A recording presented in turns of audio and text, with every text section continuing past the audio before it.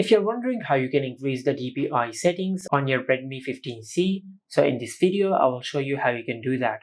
First of all, just go to settings, then tap on about phone. And from here, just tap on the OS version a few times until you enable developer options. After you enable developer options, then go back and in the main settings page, just tap on the search bar over here.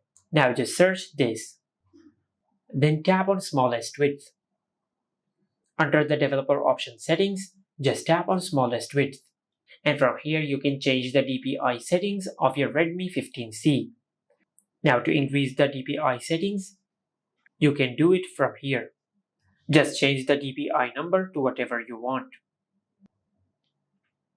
And by doing that, you will change the DPI settings of your Redmi 15C. Just like that. And this is how you can increase the DPI settings of your Redmi 15C. Make sure to like, comment and subscribe. Thank you for watching.